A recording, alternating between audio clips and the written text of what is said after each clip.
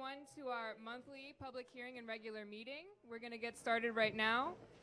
Before we begin, I would like to acknowledge that we have some special guests in attendance, including our Councilmember Antonio Reynoso. If we can give him a round of applause. And everyone can grab a copy of the agenda from the back. We have some available for the regular public, and then we also have the packets for the board members up front. Please sign in as you arrive so that way we can go through the roll call later.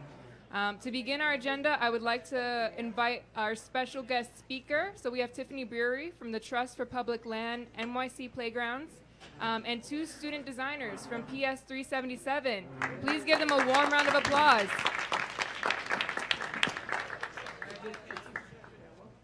Test. Let's start. I'll introduce you. Hi, everyone. Hello. I, again, thank you for having both of us. My name's Tiffany Brewery. I'm from the Trust for Public Land, which is a national nonprofit that saves wild places and builds parks and playgrounds all over the country, especially in cities, with the goal of having every person in a city be within a 10-minute walk of a park. And what we do in New York City, we've been working here for over 20 years to renovate schoolyards at public schools. We recently opened our 201st schoolyard renovation. And the most recent, very exciting project is happening right in your neighborhood at PS 377 down the street. And we're so lucky here to have a student designer.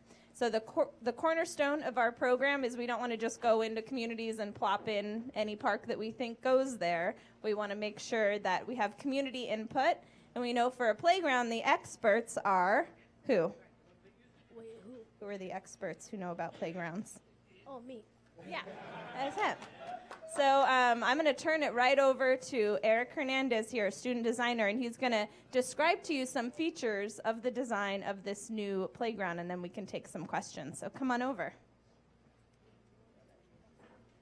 Okay, so basically, like, what we did was we merged two parks together,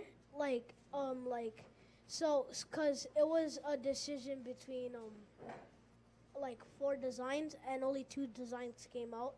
And one of my designs came out, and I liked both designs, and so both of the designs we took from, so design 1, what we took from design 1, we put the outdoor classroom. It was not there before, and now we put it on design 2, I think. And we also put the turf, we put like more track, because people like to run, and also I do. Also, we have the turf pod, because people want more space to play if there's a soccer game going here or gymnastics or anything going on there. And we have just a mini little turf pod for extra space.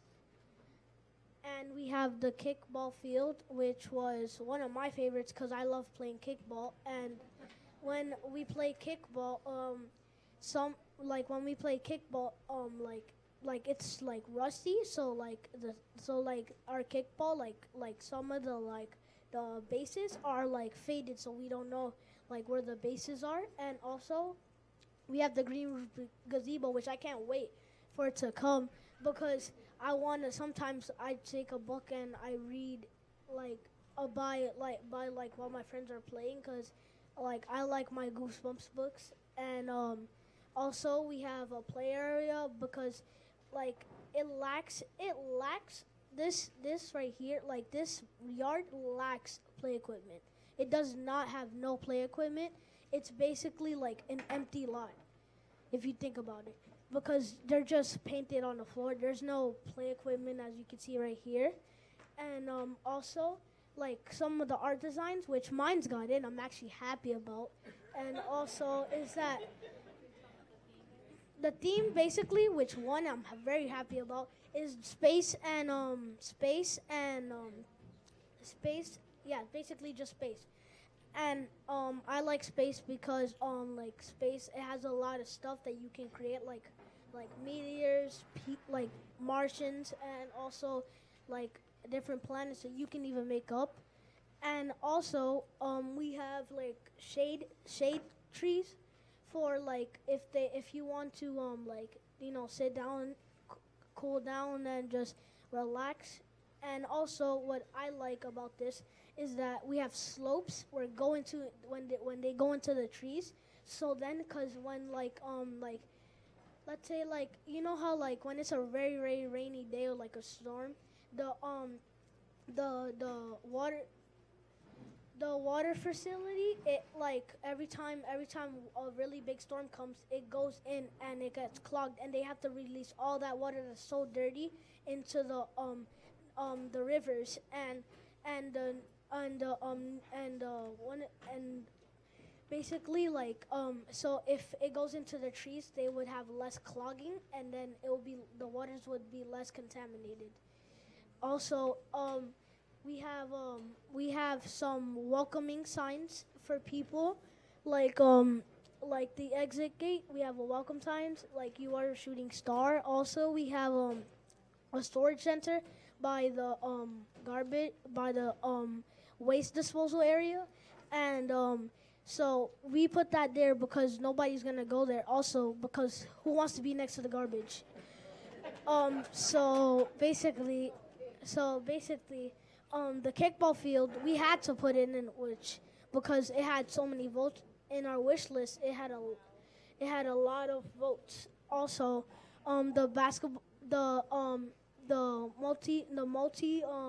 multi-purpose court, which was a good idea because maybe if you don't want to play tennis, you could play volleyball, and tennis and volleyball both have a net, and they could both fit together. Also, we have two basketball courts, one for just regular game and a little basketball court, which I think is a good improvised, because if you have like, let's say like somebody wants to, okay, let's do a 1v1 in basketball, or let's do a 5v5, they could use the littler space to do the 1v1 and the bigger space to do a 5v5. Thank you so much, Eric. Amazing. We were so lucky to work with such an engaged student design team, and we were so lucky to have your chairperson join us and give community feedback. We especially heard that there's a lot of softball in the neighborhood, so there's a softball court painted on the ground here, and the students were very good about taking that into account and making sure that there was something for everybody in this yard, because this is a community schoolyard. So the school gets first dibs, and then on the weekends and evenings, it'll be open to the community for use before dark. So this will be a community playground as well.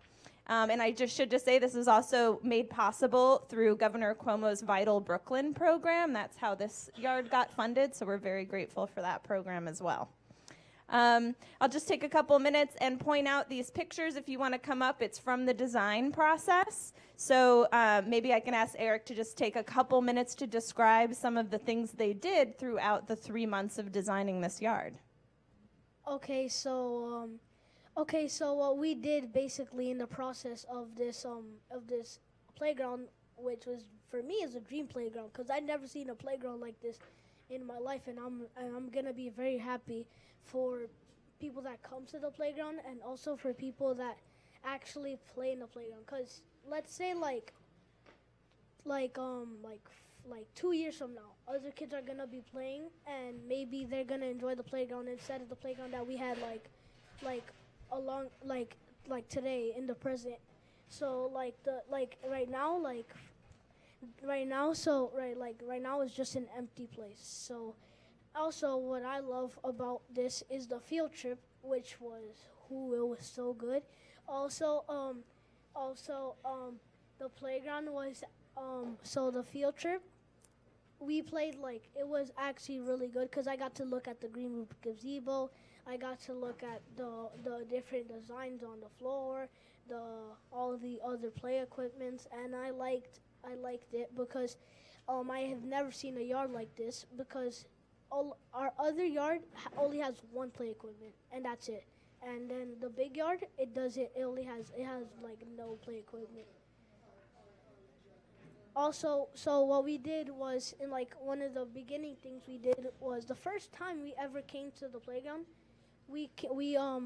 did like measurements of the yard with like measuring like wheel things and also and the measuring things.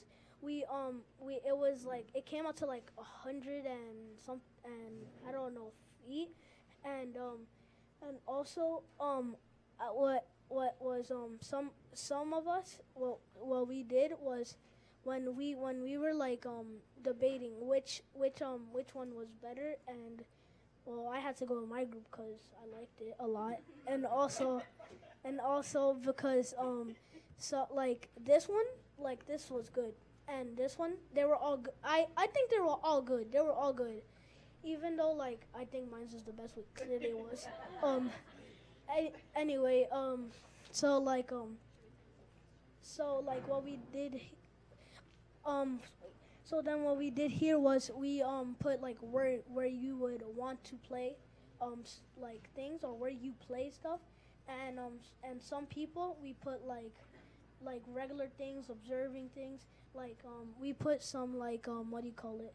We put like we wrote down what we play, and then we would put it on where you want to play it. So if anyone has any questions for Eric or me, I think we have a minute or two for questions. Thank you, Eric.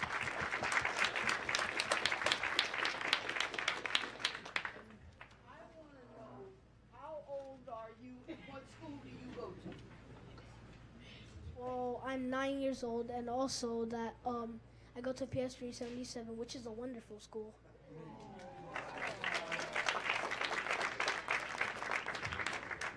Yes, the amazing Principal Zagami is here as well, who's been such a pleasure and such an advocate for the students at 377. I would like to give the round of applause to his mother. She's over here crying. I'm almost crying. And the principal, and I was there when y'all was doing this, and y'all was choosing and picking, and it brought so much joy. This is our new, this might be our councilman, you know. We're not gonna say, he's starting up. That's at 9. So we go push for him. So thank you. And I said you have to come to the board and do a presentation. When I heard these kids talk, I tell you, they were, I couldn't even believe it. I was like, and you'll be a smart boy and you listen. Don't worry, we're gonna play in that park. I'm gonna come play with you, all right? Which part do you like?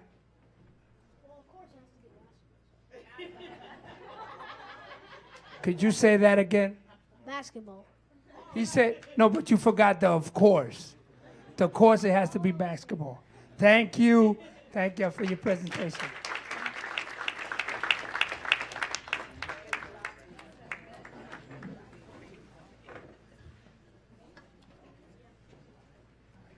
So now we're going to move along in our agenda. We're going to allow Councilmember Councilmember Reynoso an opportunity to speak. So we want to thank NYC, or the Trust for Public Land, for joining us, NYC Playgrounds. We want to thank the family, and we'll give the council member an opportunity to engage us. Thank you. Happy New Year, everyone. Happy New Year. It's nice to see everyone here. It's like, I don't know who's patrolling the streets. It's like the whole 83rd Precinct is here. We want to give them a shout out, and the new commanding officer, Dooley, who I have a great relationship with from the PSA 3, so I do want to say when he comes in and he speaks, I worked with the PSA 3 who does work in our NYCHA developments in my district, so I exclusively worked with him on a lot of these issues, and I want to say that my relationship with him is very strong, and I was very upset when I heard he was going to leave, but then I found out he was coming over here, and I was happy again. So I do want to say I'm excited for him, and I really want you guys to give him a shot and just be Bushwick, who is extremely supportive of our police officers and our precinct. And I know so the precinct council meetings are going to be something you're going to enjoy. So I'm really excited for you and for Bushwick, because I think they're going to be very happy with our new commanding officer. I had a recent meeting with the chair and with the manager. We talked about parks, and I just want to bring it up very quickly. We have 3 parks that should be done before I'm gone, and we have the young man take my position. I'm term limited, so you're more than welcome to become council member. But we have 3 parks. We're going to have upgrades to Maria Hernandez Park. Behind the stage of Maria Hernandez Park right now, it's like a cement asphalt turf at the moment where people play soccer and some basketball. We're going to turn that into an actual synthetic turf where it's going to be like grass. It's going to be good for soccer. It'll be good for baseball, drills, and so forth. It's a $3.2 million project, I believe. But it's really going to help when it comes to fields, especially when it comes to soccer. We have an increased interest in soccer in this community, and we have a limited amount of fields. So we have to be smart about the fields we do have, and it being asphalt didn't make any sense, so we're going to upgrade that. Before the end of this year, we're also going to see the Beaver Playground, I want to call it, which is on off of Bushwick Avenue in Beaver. Yes, Bushwick Avenue in Beaver. The community board has been working on this for, Julie, how long has it been? It's been like a long time. But it's finally going to get done this year. We're going to have a ribbon cutting, so I'm really excited about that one. And we also have, what's the next part? Yes, Green Central, no. The comfort station, the most expensive comfort station in all of the city of New York.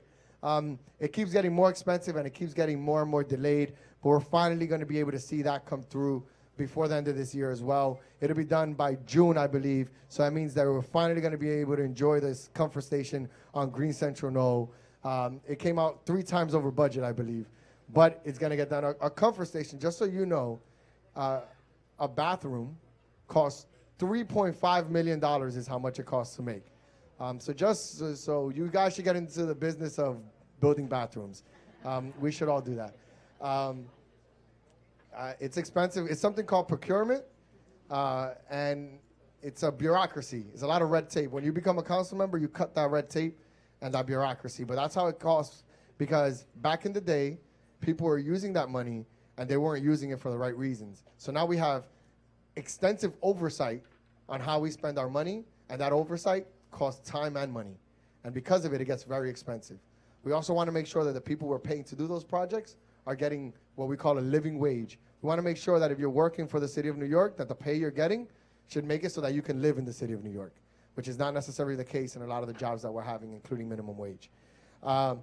The last thing I want to talk about today is the Bushwick Community Plan. A while back, this community board has asked for us to look into whether or not a rezoning would make sense in an effort to preserve and keep in context the buildings that we have in our community. I'll give an example. Willoughby is a perfect example of a block that has 3 or 4 different buildings of 3 or 4 different heights, 3 or 4 different colors, and it's just completely out of character and out of context with what the community is like. We're also seeing in our beautiful blocks, like a Woodbine, for example, you would have 2 family homes and then have a 6-story building right in the middle of it, breaking the character and of what our community looks like. This community board asked to look into a rezoning. So we, Rafael Espinal, Councilman Rafael Espinal, and myself, put together a committee, a steering committee, so they could start taking the time and volunteering their time over the last 3 years to see what we can do. And after that, they came up with a plan, the Bushwick Community Plan. The Bushwick Community Plan really speaks to all the requests that the community board made to us originally, and I really think speaks to a community-based plan. Rafael Espinal and I have no voting rights in that plan. We have to do what you asked of us, which is pushing that plan. What you're going to do here today is hear about that plan and eventually vote, not to rezone Bushwick. All you will be doing is voting to support the plan that the community put together. There is going to be a formal role that the community board plays in pushing this rezoning. It isn't, so whatever we get now is just volunteer effort put together by a bunch of Bushwick residents and Bushwick organizations, and they're presenting it to you. When it goes to DCP, or Department of City Planning, that's when the community board will get a say on whether or not they want to see that project come through. Rafael and I have been tasked with following through on exactly what that plan is asking for, nothing more, nothing less, and we're really excited to be able to take it on and hope that you can have faith that we're going to do what you ask is our ultimate goal. Outside of that, I don't have anything more to say because it's going to be a long meeting today and I don't want to keep you.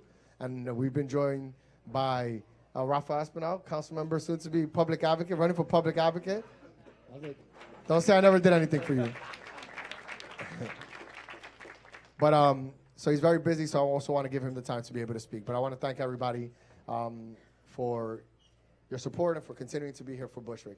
And I'm sorry, I'm jumping around this community today all over the place, so my head is like at 100 miles an hour right now. So I apologize if I wasn't being coherent, but I just love you all and have a happy new year. Thank you. Thank you, Councilmember Reynoso.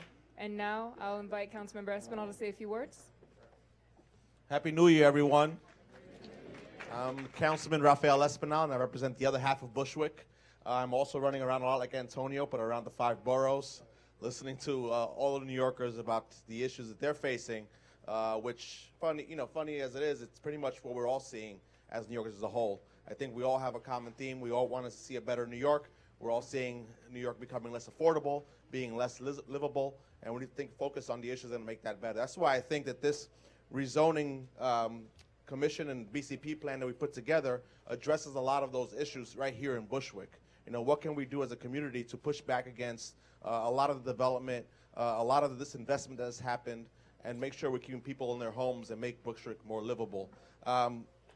I stand with the community, and I think that I think it's important for everyone to know that yes, Reynoso and I do have the final say as council members on the floor, but Reynoso and I believe that you all have the final say on what you believe that our votes should be when the time comes. So we continue standing with you.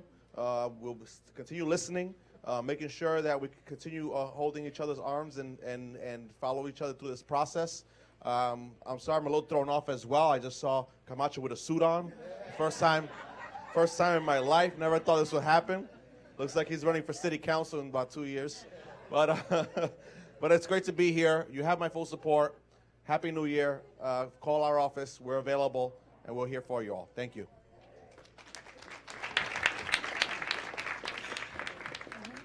Thank you, Councilmember Espinal. So we'll move right along. We have our first public hearing item. We're going to go ahead and open our public hearing.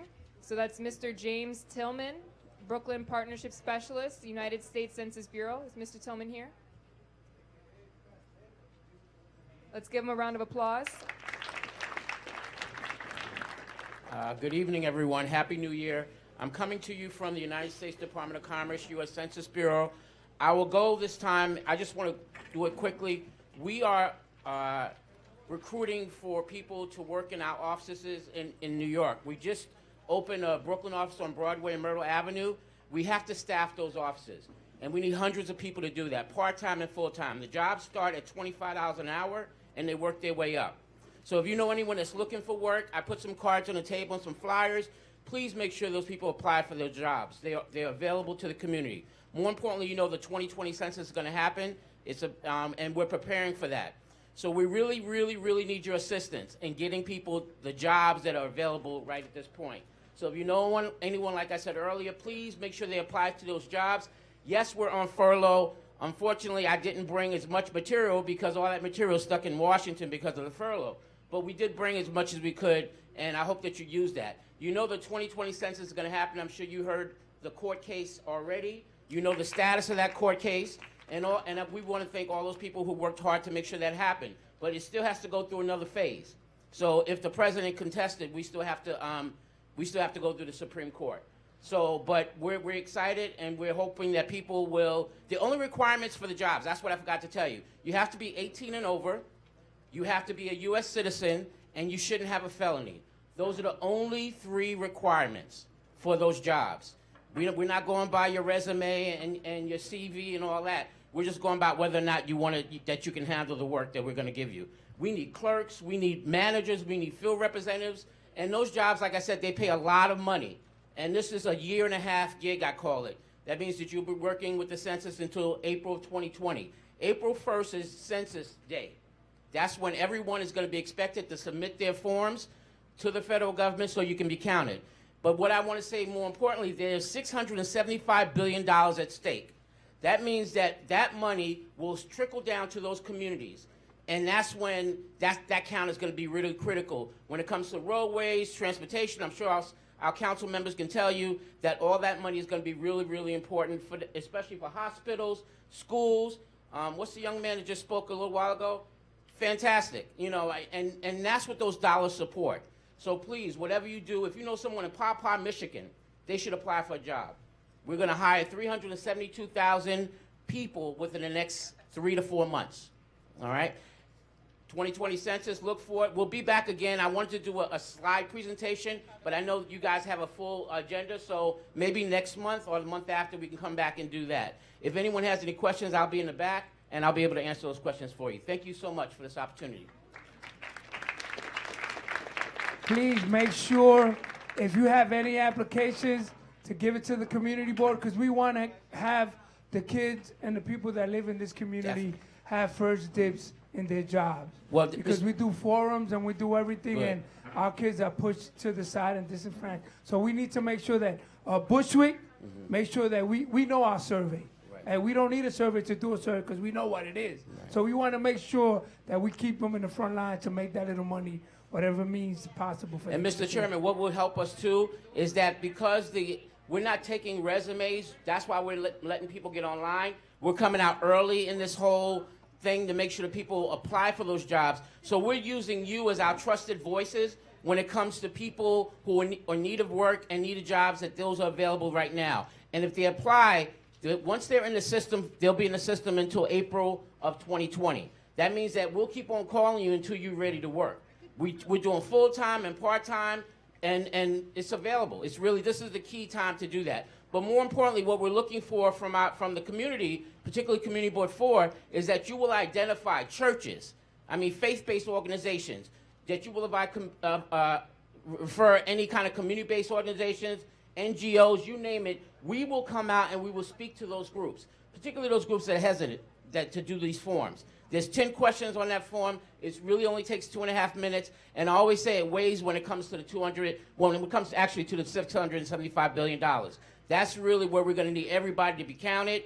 If you have a group that you want us to come to, we will come to that group. If you have one person that has some issues with the census, I'll come out and talk with them. You know, so whatever, by any means necessary, we need to make sure that the count, particularly in Community Board 4, is up and where it should be. That's it. Thank you. Thank you. Okay, so moving along, we have another special guest speaker, Mr. Ramon Rodriguez, CEO of Wycoff Heights Medical Center. Is he with us this evening?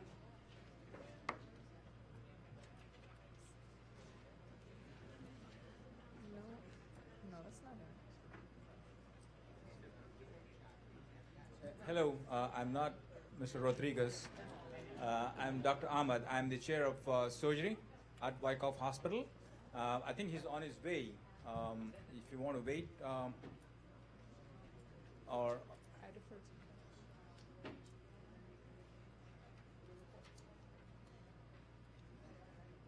So for now, we're going to move along with our regular meeting, but we can give him an opportunity to speak under our chairperson's report if he's here in time. thank you. Okay, Thank you. thank you. Thank you for being here. Okay, that being said, we're going to close out our public hearing portion. We thank everyone who came today. We also had some special guest speakers. This is new. I hope everyone enjoyed hearing from our special guest from PS 377. And now we're going to begin with our regular meeting, starting with the first roll call. But before we do, have all board members signed in? Okay. Sign in, please.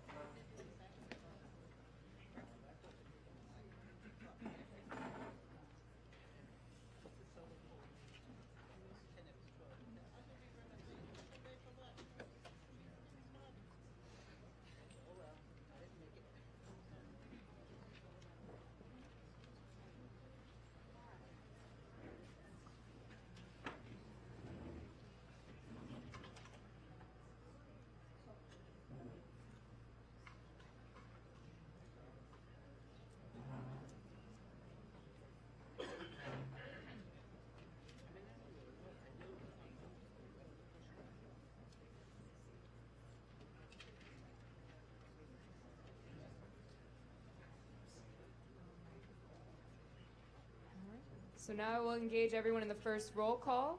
Reverend Grace Aites, Joanna Bennett, L.A. Blacksmith, Joshua Brown, Martha Brown is excused, Robert Camacho, Felix Ceballos, Gardier Caphart, Melissa Carrera, Louisa Chan, Sufia Chowdhury is excused, Elvina Davis, Julie Dent, Ernest Estime, Carlos Feliciano, Victoria Fernandez, Freddie Fowler is excused, Igaudi Gomez, Christopher Graham, Ann Guiney, Jose Guzman, Michelle Hilliard, Barbara Jackson, Cheryl Jones, Virgie Jones, Koebe Koti, Nancy Liao is excused, Austin Martinez, Mary McClellan, Desmond Monroe, Charlene Moore, Zuma Novoa, Cirillo Nunez, Luisca Jose Olea, Asire Polite, Gladys Puglia, Eva Rodriguez, Raul Rubio, Eliseo Ruiz, Julio Salinas, John Schieffer, Bernadine Rochelle is excused, Barbara Smith, Dustin Sonborn, Annette Spellin, Jerry Valentine, James Wiseman, Oldhoff Wright.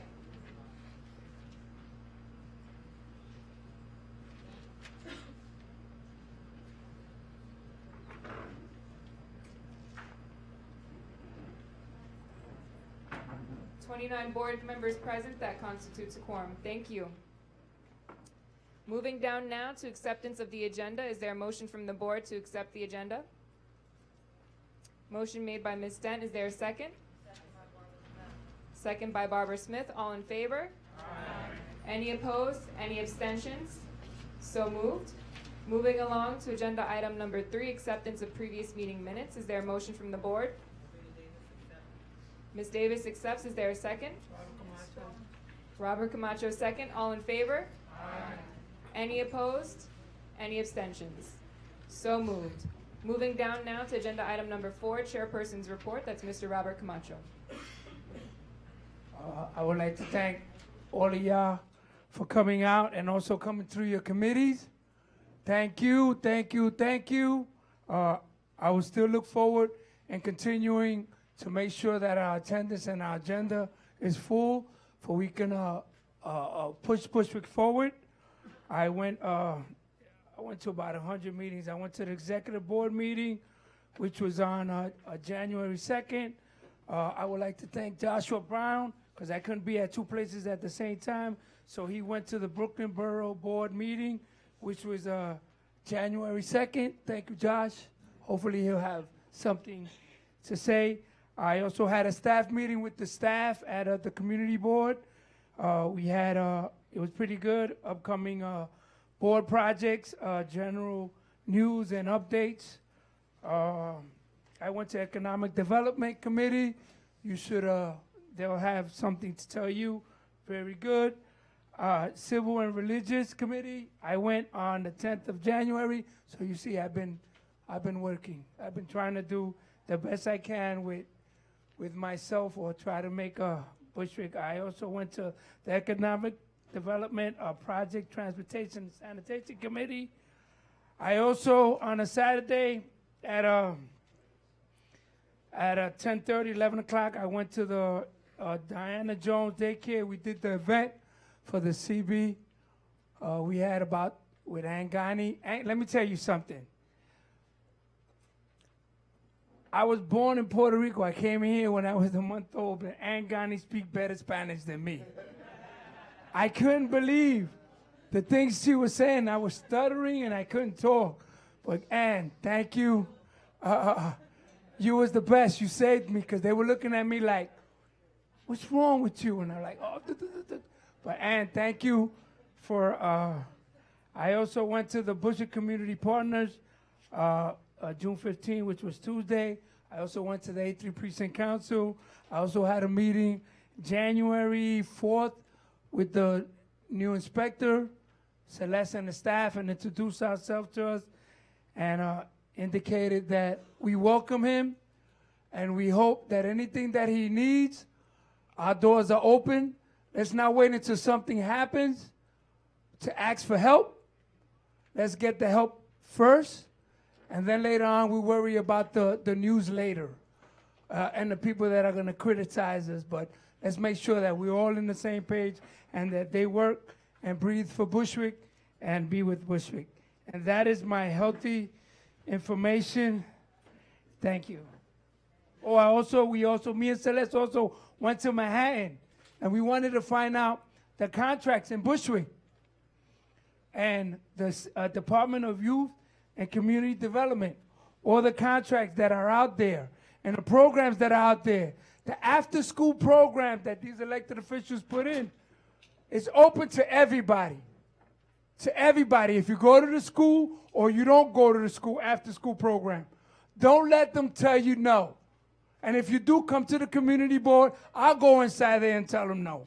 Because we know what their contract is in details, and we know what's going on, and we're educating ourselves with them not giving the services or limiting the services to the people in Bushwick, to the kids in Bushwick. We want them to go to all these after-school programs, all of them. Basketball, whatever it is they're having, they can go. We don't care who it is and where they're from. That's where the money's there for. So no one should be stopped at the door and say, you don't come to the school or the kids. And that's my report. Thank you. Camacho also met me yesterday. We met yesterday as well. So he was still busy yesterday. And at this time, we'd like to invite any elected official representatives that are here this evening to introduce themselves. Please provide your address and telephone number.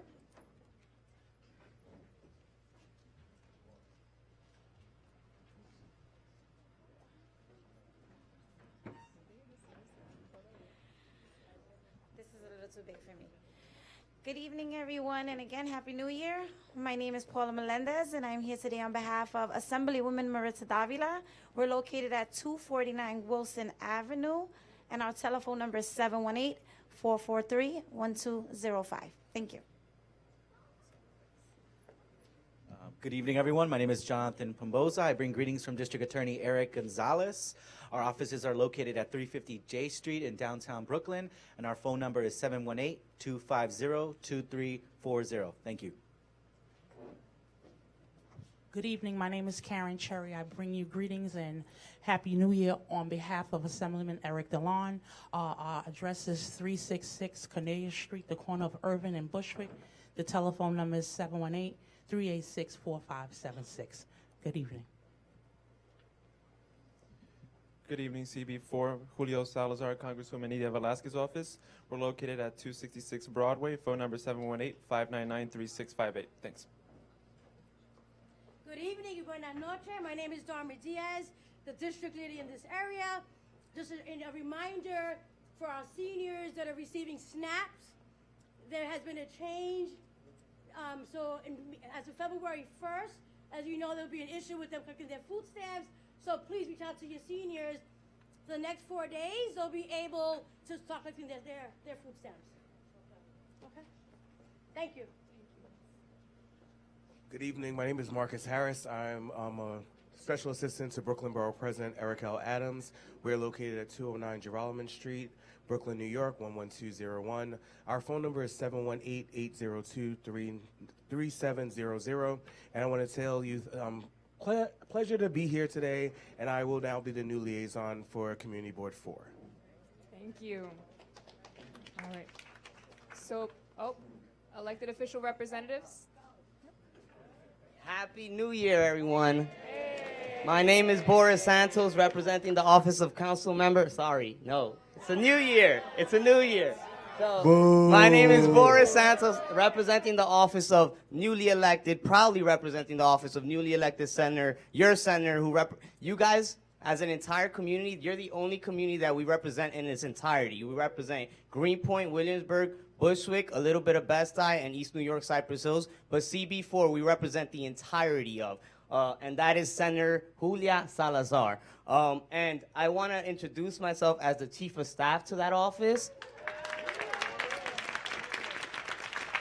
But for you all, most importantly, and this is not because we love Bushwick the most. Secretly it is. No, don't tell anyone that. But you'll be represented by 2 community reps, 2 community organizers. We'll have a North Bushwick organizer and a South Bushwick organizer. Our North Bushwick organizer is going to be Ramon Pebonito, who lives in North Bushwick as well. And our South Bushwick organizer, and he also will be representing Bed-Stuy because we have a little bit of Bed-Stuy, is Ramses Dukes. Yes, And yes, our- informational, and only introducing and let us know where you're gonna be at. Then later on we can talk. And we didn't vote for you. We vote for the person, so we want to see the person. Bye. 10-6, we just finalized 1068 Broadway, guys. Phone number is 917-370-4440. But I want to introduce the staff, all right? Thank you, Boris. All right. And so before I move forward, I do want to acknowledge we have another special guest with us, with Mr. Henry Butler from Community Board 3. He's the district manager.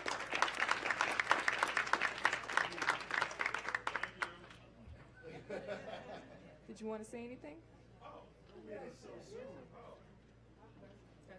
Actually, I was here just to let you know about the public advocate debate that will be taking place in Bedford-Stuyvesant. This is the flyer. I left flyers up there. It's taking place January 31st.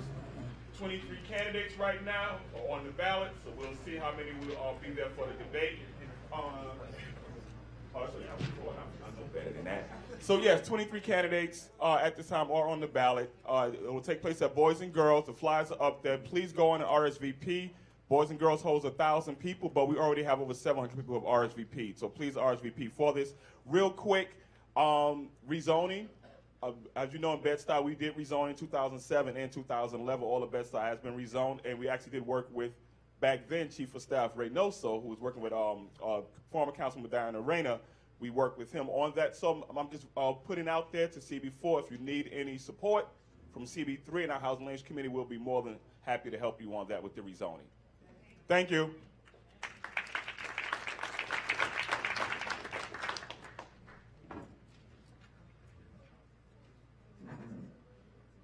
I'm sorry, I'm interrupting. Community Board 3 was one of the most informed and educated community boards when it came to how they were working on a rezoning.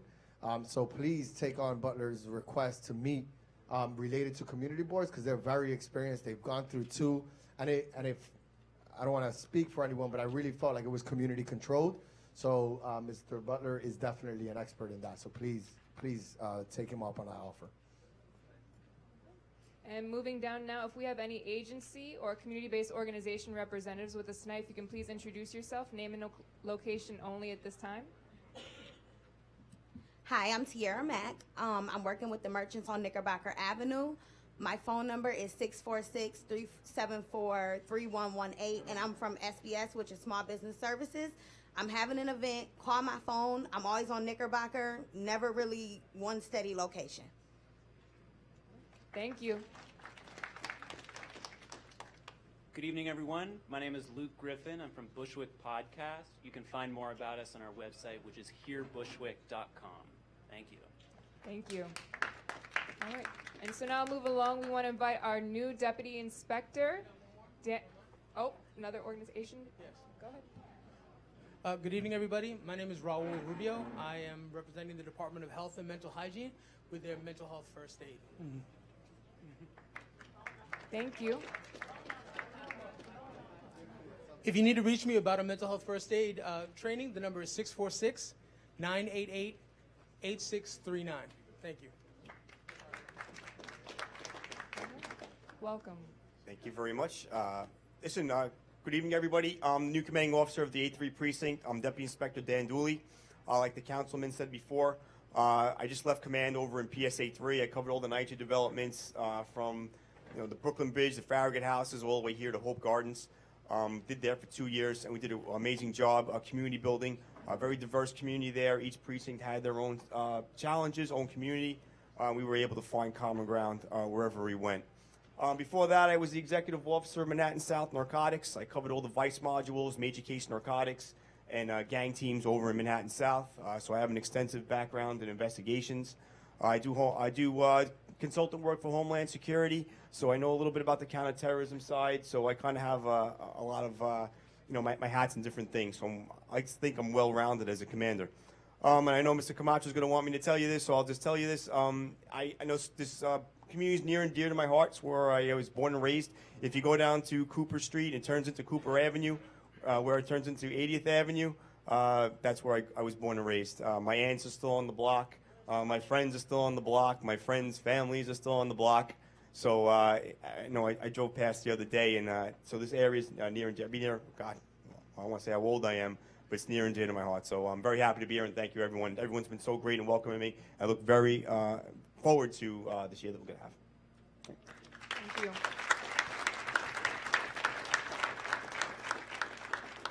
You wanna introduce your sergeants or your officers to us, please? The NCOs.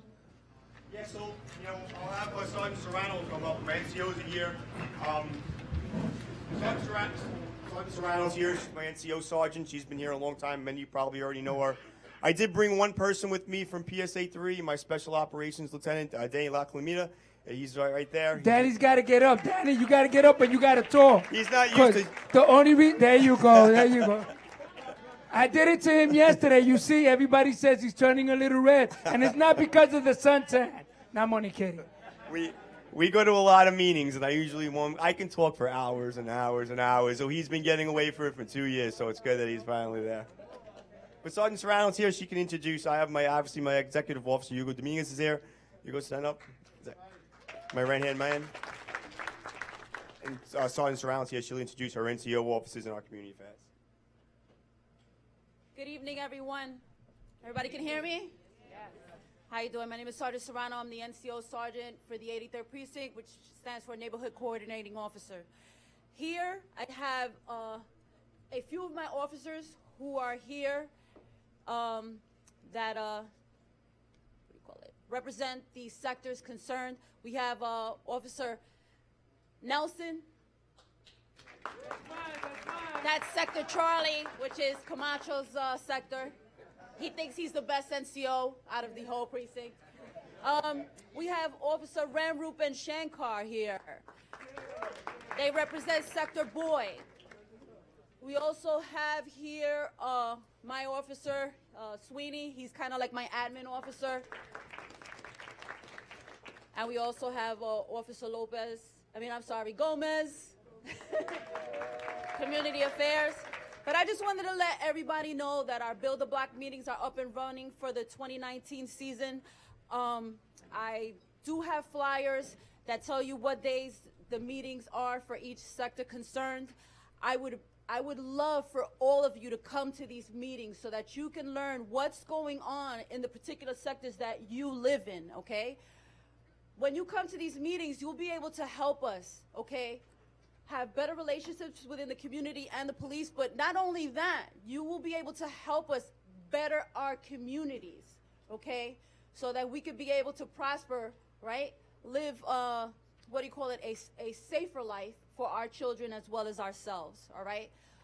Invite your friends, invite your families, and, we actually love your input in what's going on in your community and what you would like to see from us in your community, and that will be able to help us serve you better. Thank you very much. Thank you. And so now I would like to call up CEO Ramon Rodriguez. Mr. Rodriguez, thank you for joining us this evening to give us an update on Wycoff Heights Medical Center. Good evening. You really shouldn't clap for me. I got lost today. It is with enormous shame that I tell you that I took us on a ride to nowhere. And I've been here so many times, and it's embarrassing. How could I be the CEO and I got us lost? Anyway, you know what's important? Not me, it's some of the people I brought today.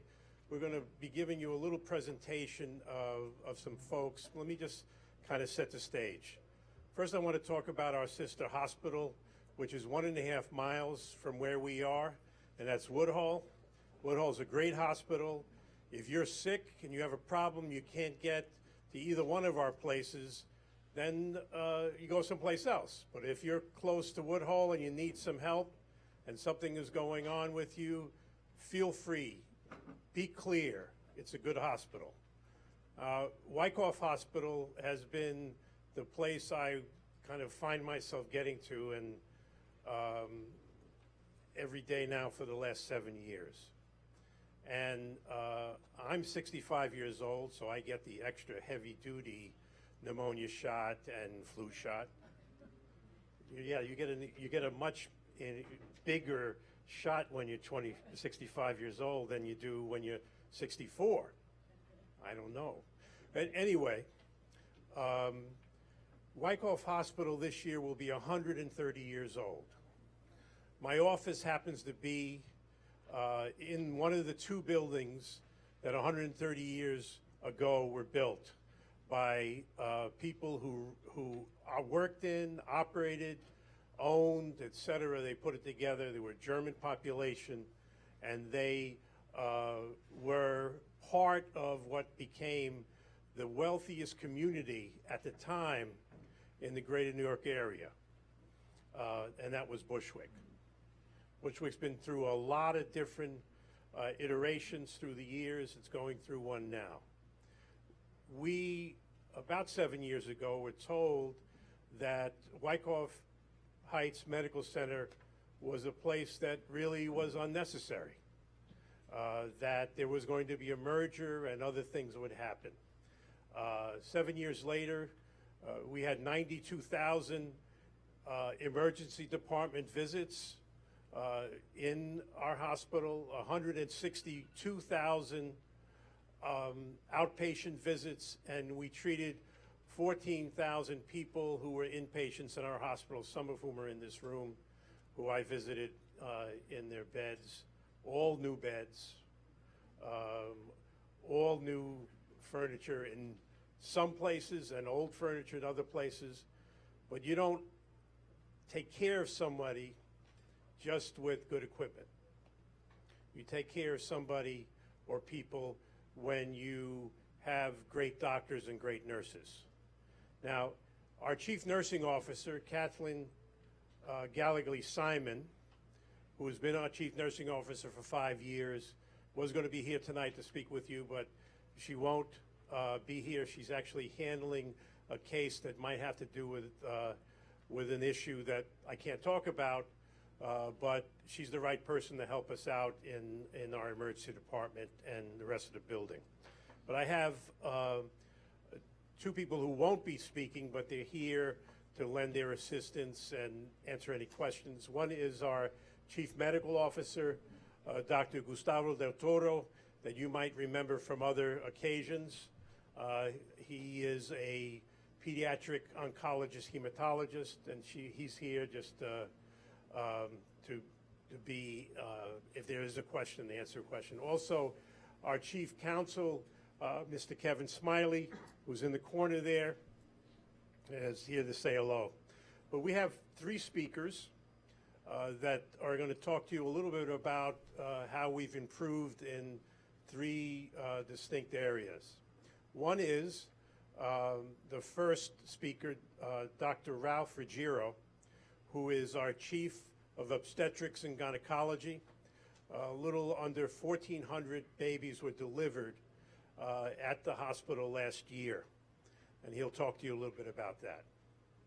Secondly, Dr. Kohler, who is sitting right there, is a breast surgeon, expert in cancer and other areas, and she'll be talking about our cancer center as well. It's unfortunately when hospitals show up, we don't necessarily talk about going to the movies. We're talking about some very, very serious things. And then finally, our newest addition to our staff, who used to work for the last 20, I think maybe 22 years, at Harlem Hospital as the chief and chair of surgery at Harlem Hospital, Dr. Liag Ahmed, who will be speaking to you about his work in general surgery, his work in weight loss, and his work in bariatric surgery. So let me introduce Dr. Ruggiero. I'll close, but my closing will be 30 seconds. I know it's a long night for all of you, and I'm very grateful for the welcome. And so here are my colleagues. Could before you start, all board members, please, we have a light supper. Y'all can eat quietly. Let him make his presentation, because a lot of people come from work and they didn't eat, so we give him a slight. All board members, please line up, have a little, and let him speak, and then we'll move the agenda forward. Thank you. All right, thank you. I'm Ralph Ruggiero. I'm the chairman of obstetrics and gynecology at Wycoff. I know there's 3 speakers, but we're going to be real quick. I just want to get the message out that we are a community hospital. We do serve the community. A lot of things have changed since probably last time you tried the institution. You know, we have some handouts. I put concrete stuff, our safety and quality data, and it's much better than any place you take a train or a bridge to. So I would like, if you know someone who's pregnant or needs women's health, ask them to give us a try. You can show up to any one of our sites, and we're always available. I run the department. Dr. Juana Cuevas runs the Women's Health Center, which is an important part of the department. Hi, I'm Dr. Cuevas, as he stated, and I am the director of the Women's Health Center. We have achieved patient-centered medical home certification. So that means that we really try to provide comprehensive care to our women and really involve women in their care. And we have psychologic services, we have mammogram on site, we have high-risk pregnancy with a maternal-fetal medicine doctor, with ultrasonography. We take walk-in patients every day, and we just want you to know that we're here to take care of you and to provide good care and to sort of, deliver your babies and welcome you into our family. Okay, thank you. I'd like to introduce Dr. Sharon Kahlo, who's our newly acquired breast surgeon, who, if you take a look at the handouts, her credentials are impeccable.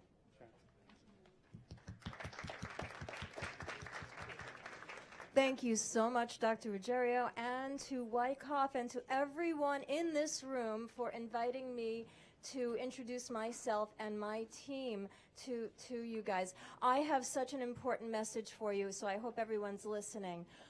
Breast cancer is very, very, very serious. 1 in 8 women will be diagnosed with breast cancer in their life, and there are a lot of women in here, more than 8. So if we're looking around, there will be a number of women in here with breast cancer. So please, please know that we at Wycoff have an amazing team to take care of everybody. I have a team that with radiology, we did over 5,000 mammograms to help screen for breast cancer just last year. I have radiation oncology. I don't, but Wycoff does. We have a team of medical oncology. And we have amazing pathologists and navigators and nutritionists and psychologists, psychiatrists. We have everybody that you need, and me. And I just started in September, and I really am so proud of the program that we've been able to put together for you. So I wanted to just give you a tiny bit of information, because anytime I see a group of people and they're looking and they're listening, I have to tell you that breast cancer is important. Women need to be screened because early detection will save lives. If breast cancer is found at an early stage, it is 99% curable. At a later stage, after 5 years, only about 27% of women will be still around. So please, please do your screening, get your mammograms, and come in. And there are a lot of myths, so please don't believe any of the myths. Like, if you feel a lump, then it's necessarily cancer. No, it may not be. So don't be afraid, and please come in. And don't believe that if you don't have any cancer in your family, it doesn't necessarily mean that you won't have breast cancer. So come in if anything's bothering you. Okay, I have lots and lots of information. I'd be happy to speak with anybody. Our information is in a folder back here for everybody. So if anybody has any concerns, please feel free to give us a call. And I'm so happy to join the community of Wycoff and the Bushwick area. Thank you.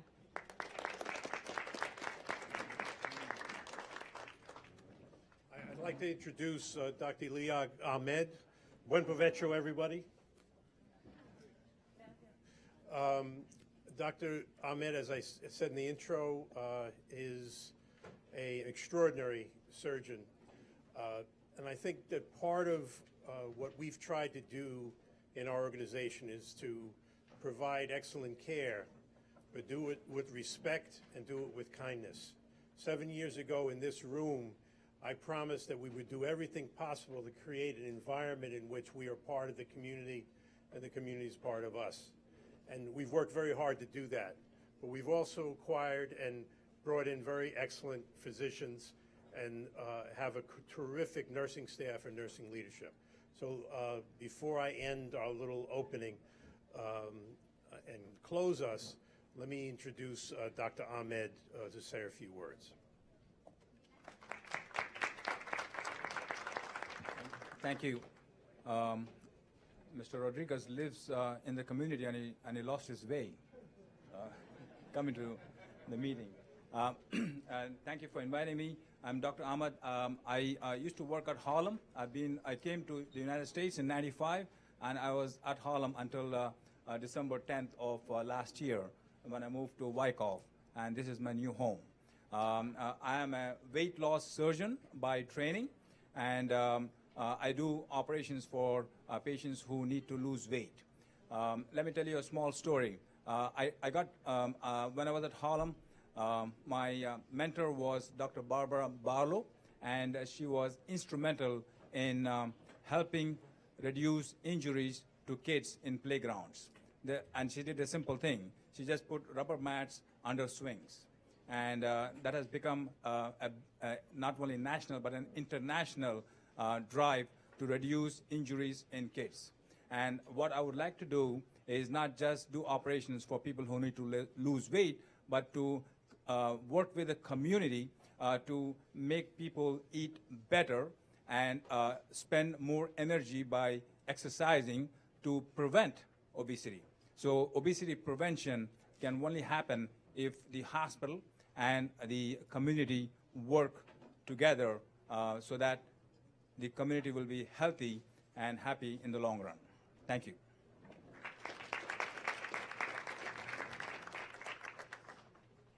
Just to close, very proud of our organization. As I've said to many people, this is the best job I've ever had in my life. I worked for Mario Cuomo for a number of years when I was a young man, and have had many interesting opportunities in my life.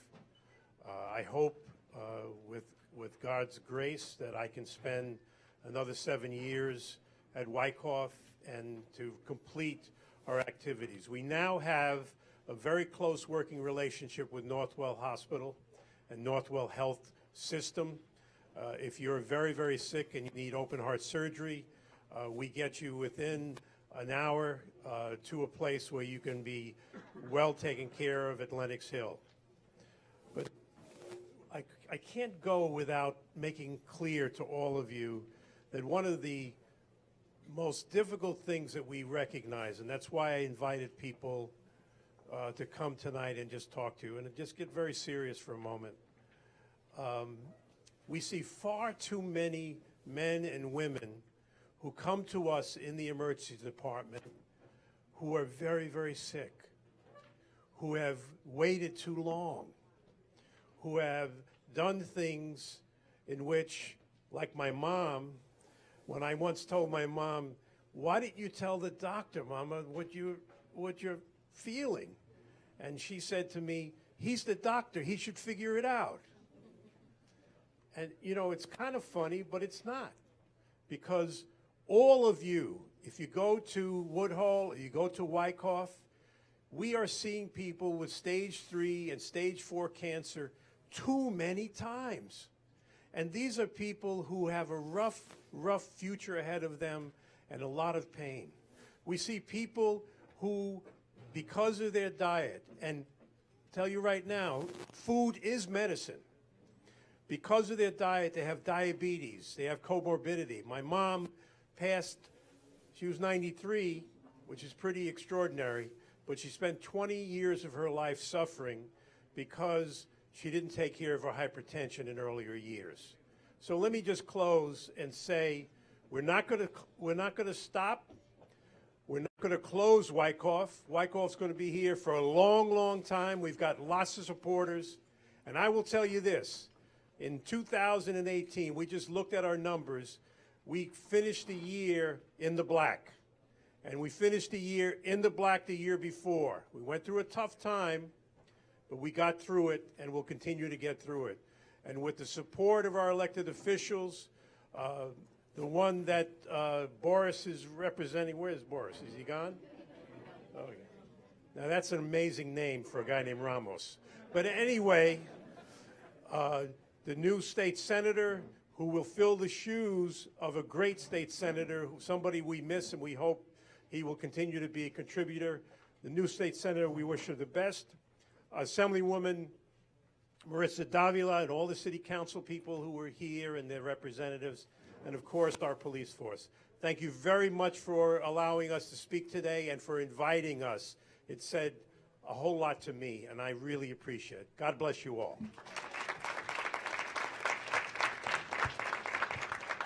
And good evening. And we thank you. And I remember when you came here, you had dark hair. Yeah, see that? So I know, I remember. And don't say what I have in the back of my head. No, I won't. Thank you very much, folks. Thank you. So we're going to go ahead and move along with our meeting agenda down to the district manager's report. That's my report. Good evening, everyone. Welcome back to our monthly board meeting. I hope everyone enjoyed the holidays and have started the year off with renewed energy. January marks the middle of our meeting year. As most of you may know, the board meets from September to June and is on recess in July and August. This year, we continue to assess chronic neighborhood issues such as the need for truly affordable housing, health disparities, and aging infrastructure, among a variety of others. We also look forward to more than several exciting events over the next several months, including a sanitation town hall in partnership with Councilmember Reynoso and a minority women business enterprise procurement and resource fair. You'll hear more details on both during the announcements portion of the meeting. Below are meetings and events that I've attended that you may find of interest, along with other community resources. I won't read through all of these. Mr. Camacho is an excellent partner.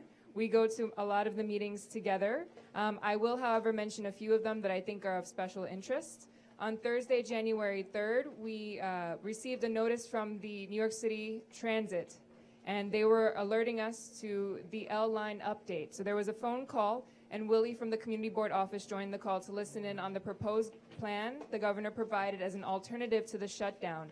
More information is attached to my report, and please contact the board's office with any questions and concerns. On Tuesday, January 8th, I attended the Borough Service Cabinet meeting. I joined my fellow district managers at Borough Hall to discuss our technology needs. We listened to a revised presentation from Beta NYC detailing their proposed plan for developing a customer relationship management software, also known as CRM, for community boards. Most agencies already have a CRM, including the City Council, to better manage and track casework. However, it appears most community boards have to rely on antiquated filing methods or impractical limited software to manage resident issues. Additional advocacy is needed to ensure the boards have the basic tools they need to better serve the community. I also attended the NYCHA Hope Gardens Community Advisory Board meeting. These advisory board meetings are open to the public, and they are what determines which programming goes where. So we have the NYCHA Hope Gardens Community Center, we have the Beacon programs in the neighborhood, and they all need to hear from the public on what programs you need from them. And so I encourage everyone to get more involved. And then,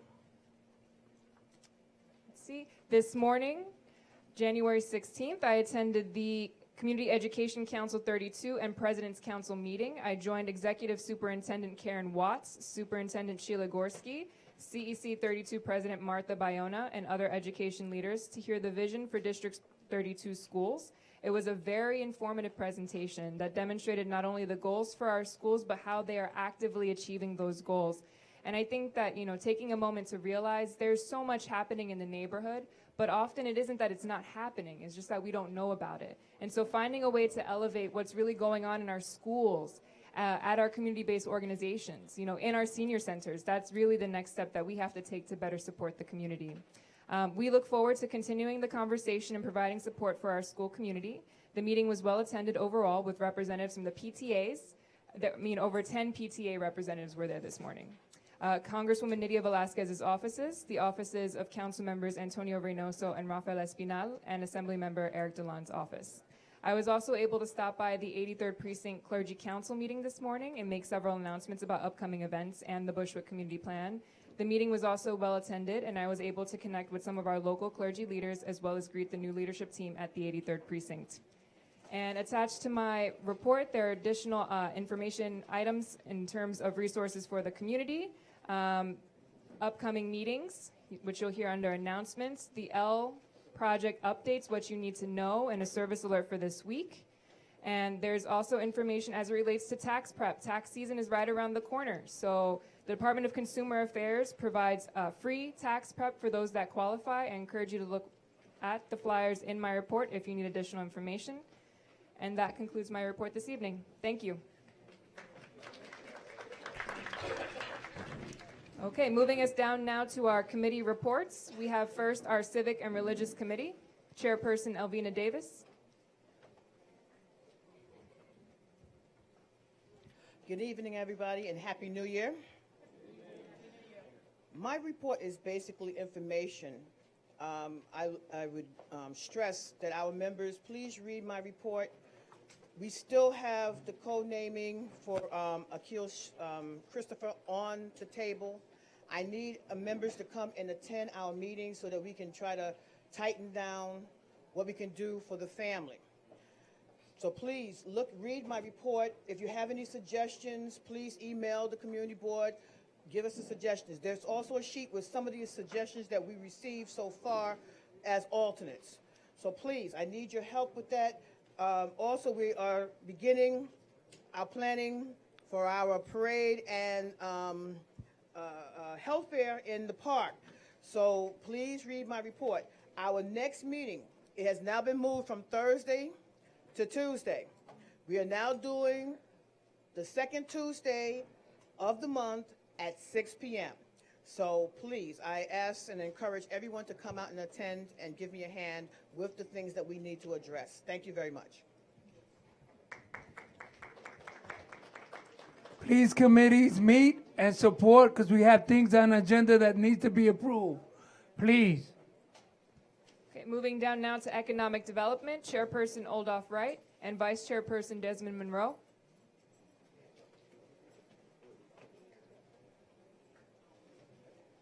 Good evening to everybody. All right. Everybody got a copy of the report? Good. They don't have to say much then. But I do want to announce to the point of on February 13th, we moved our economic development MWBE from this month into February. That is because one, we needed more time, and two, some of the vendors were not able to contact us in time for that. So if you know anybody who's in business, want to go into business, who's in business and want to be certified MWBE, whatever it is, this is the opportunity and time for them to come to this Economic Development Committee conference. Talk to your people. Their flyers are here. Please take flyers to your community, your contacts. We would like to see about 100, 200 folks at this event. It's going to be at Hope Gardens. That's at Woodbine and Central. And Woodbine Central. And so please try to get people out for this event. Any questions? You don't have no questions? Oh, man. Okay. Thank you. All right, moving us down now to our Environmental Protection, Transportation, Sanitation Committee meeting. Chairperson Eliseo Ruiz, Raul Rubio, and Vice Chairperson Nancy Liao. We have, I believe, one chairperson with us this evening, Raul.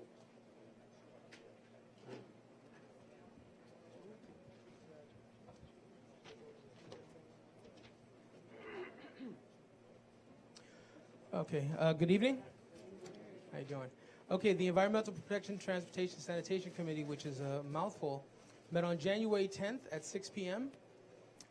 Those in attendance was Robert Camacho, who has attended every meeting I think that's been happening in the community, and that's great to say for our new chairperson. Alicia Ruiz, who is my counterpart as the other chairperson, myself, Joanne Bennett, Luisa Chan, and Jose R. Guzman. So we discussed some old business, which was some of the ideas that had been kicked around as far as possible community studies. We had been talking specifically about possibly doing studies for some of the water runoff in the neighborhood, any places that have storm flooding that continue to be a nuisance. We'd ask that everybody who has one of those conditions in or around your place of residence or where you work to please contact the community board office and let us know. It seems that a lot of things happen, but we'll never be able to do anything about it unless you start speaking up, which means dialing and calling 311, which means calling our office and giving us some of that information. I don't know if any of you guys have come by who might not be on the board, or even if you are on the board, to come by the office and see some of the equipment and the resources that are now available to us. But we have a smart board that has access to like city data, so we can actually look at the 311 calls that have come through for our neighborhood and break them down by sound complaints, rats. And the thing is that a lot of times the things that people complain about don't match what the reports say. So we need to speak up. If you want this community to look like the prettier and neater communities, then we need to take a stake in that. Honestly, it's not like the people from Bed-Stuy or Ridgewood are coming over dropping garbage in Bushwick. It's us. So we need to kind of start policing ourselves. We need to start looking at our neighborhoods and try to do a better job if we want something better. On top of that, the bigger thing that happened at that meeting was we were discussing a town hall on sanitation. I'm looking. Celeste, you know what the date is? I'm looking, I can't. Okay, it's going to be Monday, February 4th. We're still looking to see if we can do it here. Is that have been at PS 376. In attendance, we're going to have the commissioner from sanitation, as well as like some other higher ranking sanitation people, to be able to discuss and field questions from the community about sanitation concerns. If you want to find out, the blow by blow and all the other stuff, please read the report. We advise and would hope that anybody that's interested in any sanitation issues here in the community, that as well as transportation, environmental protection, come and discuss those with us so that it gives us something to do, particularly on being able to deal with some of those issues. Did I miss anything? Okay, so that concludes my report. I also would like to let y'all know that I was very upset to know that Bushwick is number 2 in the most dirtiest. We don't know how they get their numbers. We don't know how they did it, but we need to find out what's going on. So please come to the town hall. We need some more clarification. Thank you. Excuse me, I have a question for the board. I know they have their meetings, it alternates. So am I to understand that February meeting will be 10:30, and then February, March will be 6 p.m.? Your meetings alternate according to the bulletin. Right now, they're 6 p.m. just to make sure we can get quorum. So we can update that. Okay, so in February it'll be 6 p.m. also? In February, we may not have a meeting due to the event that's taking place on the 4th. I'm talking about the, that particular... That just spoke? Yeah. The same that we were talking about, okay. So most likely, instead of having a meeting, they're going to host the event on the 4th at 6 p.m. Okay, where? At PS 376. Okay, thank you. Which is 194 Harmon Street. Thank you. All right, and before we move on to our next agenda item, I just want to add that this sanitation town hall is special, and some people, you may think it's coming on short notice. That's because we've invited the citywide sanitation commissioner, Catherine Garcia. So this is going to be the first time, I believe, in more than several years that we've had a citywide commissioner come and engage the Bushwick community. And we're doing this event in partnership with Councilmember Antonio Reynoso, who is also the chair of the Sanitation Committee. So we're very excited to bring this timely event to the community, along with our other events. And so moving us forward now in our agenda to item number 7, which is recommendations. We have one item this evening that needs to be voted on, and that is the Bushwick Community Plan non-ULURP related vote. This is a symbolic vote, as the council member mentioned earlier. And so now I open this up for a motion from the board. Is there a recommendation? Yes, I make a recommendation that we vote on the BCP plan, the full community plan, no exceptions whatsoever. Thank you. Is there a second? Joshua Brown, second. Is everyone okay with the blanket vote? Okay. All in favor? Aye. Any opposed? Any abstentions? So moved. Thank you, everyone.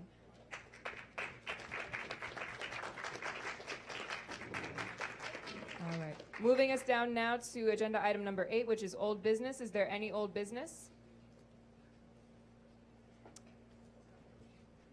Please, board members, I would like to see if we could update our bylaws. We need everyone to come aboard, and we need to update our bylaws. It's been 6 years, so we got to update them. Thank you. Any other old business? Seeing none, I'll move down to agenda item number 9, new business. Is there any new business? Seeing none, I'm moving down to agenda item number 10, which is announcements. You have a minute and a half. Please be brief. You can line up right in the middle to make your announcement.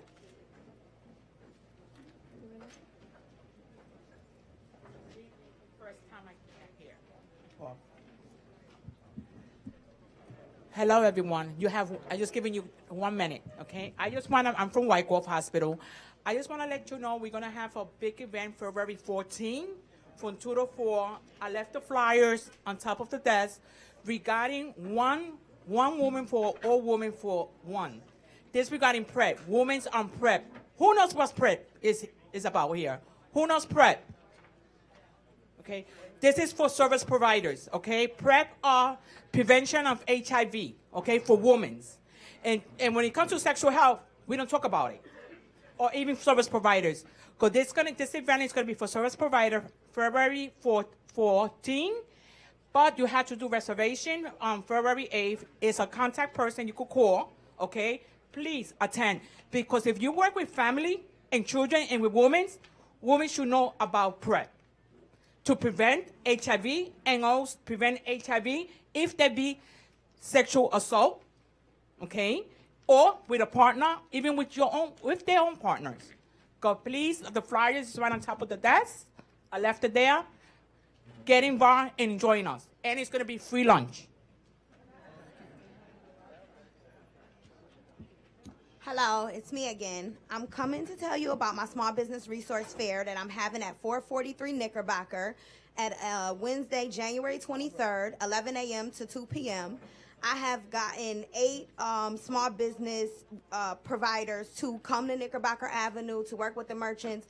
They will be in English. All 8 of them said that they will have someone there in Spanish that speaks a Spanish-speaking person, as well as a Chinese-speaking person and a Korean-speaking person, so that we can start addressing some of the issues and mitigating the issues that were that the merchants said in the CDNA that was done last year. Thank you. Should I go now? Of course. Hello, everyone. My name is Barbara Smith. I'm also the president of the 83rd Precinct Community Council. I just want to thank all my board members for cooperating with the 83rd Precinct Community Council over the holiday. You guys did wonderful. I've gotten many donations from you guys around the table. I made a mass letter, but I forgot to bring them for thanking, because I didn't want to give one and didn't give the other. Thanksgiving, we gave out over 300 Thanksgiving baskets in the hand of a person. Christmas, we gave out 400 toys. And after we had money left over from our fundraiser, which we raised $3,000 in 4 hours, It was wonderful. Thank you, guys. We had money left over, so we were a secret Santa, and we bought a coat, gloves, and hat for one child. And then we had already adopted a family last year, the 83rd Precinct Council. This year we went back and helped that family again, get decorations for her tree and candy and all kinds of little things. I really want to thank all of you guys, because without you guys, the precinct couldn't go, because we're not a nonprofit, we're not a for-profit. I beg, and y'all know, I come and I beg, and y'all give it to me. Thanks to everyone here. If you donated or if you didn't, your presence was so nice to come to the fundraiser. Thank you. Have a happy New Year.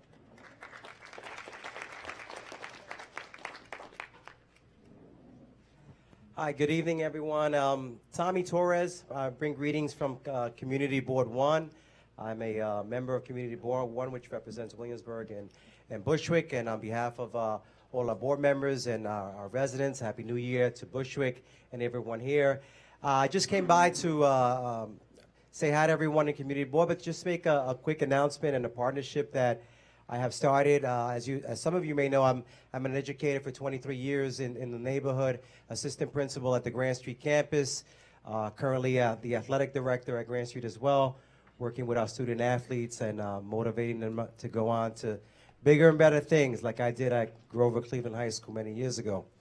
So this partnership I'm proud to announce today is with Mr. Carlos Feliciano, who is of course, our president of our local Bushwick Little League. And I want to thank him for coming over to Grand Street and pitching this program to us. We want the student athletes at Grand Street campus, we're going to mentor, we're going to adopt some of the kids from the Quebradilla League and have them have those role models and have them follow up, sort of like pen pals in some way, with a lot of the little leaguers from Quebradilla. Carlos, por todo lo que tú haces por la comunidad, here in the community board as well. Thank you for approaching us in that. And that also means us using our facilities at Grand Street, which is our indoor facilities, and our outdoor facilities. So this is a partnership bringing us together, and again, assuring that the resources here from our schools are being used throughout the community. So again, Carlos, gracias por esto, and we look forward to this partnership. We look forward to the 2019 Quebradilla season.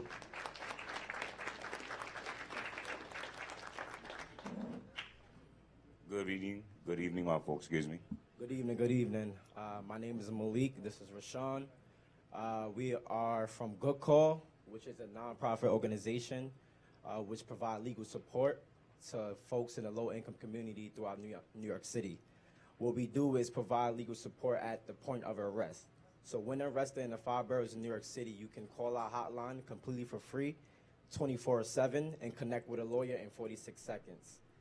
We also have a directory where you can save a loved one contact, which means in the point of an arrest, when you call in the hotline, that lawyer would then have your loved one saved and send a text message or call out to your loved ones, let them know the point of arrest.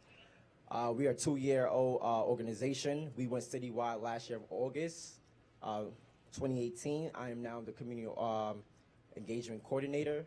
Right here is the manager of the coordinating and outreach of New York City. And we just trying to spread the word across New York City. I am a resident of Bushwick now. I live on DeKalb and Irvin. So I love this area. I'm originally from Bed-Stuy. So this is a beautiful area to be in. We just out here try to spread the word and also uplift people and work with local CBOs in the community. Now you can. We have literature back there. Right. Yeah. Yes. Another reason why we're here though is because we're trying to hit every single CB and inside the city, which is 59 of them. We really need y'all, the part of the community, the cornerstone of the community, pushing this message to make sure that we all know exactly that this is an actual and accessible to everybody for free, 24/7. I'm pretty sure we know people, if we don't know somebody personally, we know somebody that's suffering from it, from being in jail due to lack of representation or no lack of representation at all. And we're trying to change that and level that as much as possible. We do have bands there, we have cards there. If you want to talk to us personally, we'd love to come out to your organization. We'd love to come to your school, your churches, your home, whatever it is, and give you information. We're trying to push this as hard as we can, but we need y'all. Yes. I appreciate y'all time. Also, you can find us at Good Call NYC. That's on all channels of social media, which is Facebook, Twitter, and Instagram. We just out here trying to change the narrative and do something right with our lives. If you're wondering what the hoodie says, yes, it's vulgar and it's a dominant statement, which is fuck or false arrest, which means, excuse my language, I'm sorry, but which means is we're trying to stop that point of arrest as far as like people being taking plea deals, people being sent to Rikers Island for situations that they have no right of being in, like such as, for instance, the Khalif Barlow story. So we're just young black men out here trying to change that narrative and the status quo. Thank you. I appreciate it. Have a great night. Happy New Year. Thank you. The number is 1-833-3-GOOD call. A good cards is back And the there, cards, bands, and wristbands, all wristbands. Thank you. I appreciate it. Thank Have a you. great night. that. Yeah, have a good night. Hey everyone, my name is Maria. I've been a Bushwick resident for roughly 4 to 5 years now. I live up the street on Linden. A few friends of mine and I are thinking of opening a bilingual bookstore down the street. We have a business plan ready. We are looking at loans right now, and we are almost lease ready. And we wanted to bring this idea to you guys. We're trying to have at least 50% of the store Spanish language. So I just wanted to give you guys my number. If you're interested in helping us with the project, I can be reached at 914-282-7342. And you can call me, leave a voicemail, or text me. Yeah, we just want everyone involved. Thanks so much. We'll invite you to the small business forum that we have. Maybe you can get some information in regards to making your business grow here. Thank you so much. I don't even want to make my announcement. I already heard so much good stuff already. Before I say what I have to say, I want to put a plug for Grand Street campus. I do outreach throughout the entire community board district, and it's huge. So definitely support those athletes, because then when they make it to the pros, you can look at the TVs like, I know that kid. So definitely support our youth. Like, they appreciate when you acknowledge them, even if you don't know them. Just say, keep going. That goes a long way. I go to all your public schools, your middle schools. They have a lot going on for your kids. Hydroponic farms, they're building robots. So expect great things from them. And also for the good call, I know you guys, you live and you work. Announcements. Oh, okay. 1.5. All right. I'm gonna keep. And I'm you getting sucking there. up some of your time already, too. That's okay. Mine is quick, but it's more important about the youth. I do work for adults, and we know about the epidemic with the drugs and everything, so keep them out of that prison pipeline. So use that good call contact. But I'm here for adult education. My name is Julia. I'm an outreach liaison for the Office of Adult and Continuing Education. Bushwick High School has classes for adults who want to finish their education. It is just as important. It's not just for kids. They have evening registration, Tuesday, Wednesday, Thursday. You have other good schools that also have classes, not only in the evening, Saturday mornings. So if you know adults who work and they keep putting off that high school equivalency, encourage them to go back. Make this year the year. Minimum wage is going up. A recession is coming. So make sure that they're prepared. That's all. Thank you. Flyers in the back. I'm only going to give you a second. No, I'm only Okay, kidding. 30 seconds. Hi, good evening, everyone. Happy New Year's. I'm wearing a different hat tonight. Actually, my name is Zinova from New York City Department of Health. I have like a real bad cold. The reason I'm just here making this announcement, I don't know if you heard, we have immunization. Now, we're having a little minor problem is children being immunized. Please, I can't encourage this even more. Right now, we're having a measles outbreak. So with that being said, even adults, it's very, very critical. If you do run into a problem, the district office has my direct number. The reason I'm not giving you my number is because hopefully I'll be moving into my new office right here at the clinic at Bushwick. You'll have full access to me as your public health. All right, Get my so shots by you, huh? yeah, I know, right? So that's all. That's what I have to say. And come soon, I'm going to advertise it for free Narcan training, which is for the opium, because you're not thinking summer. I'm thinking summer already, believe it or not. So we have to get ready. So everybody have a great evening. Okay? Thank That's you. it. Thank you. Good evening. Tom Brogan from the Brooklyn Public Library, DeKalb branch. I just mentioned 3 things tonight.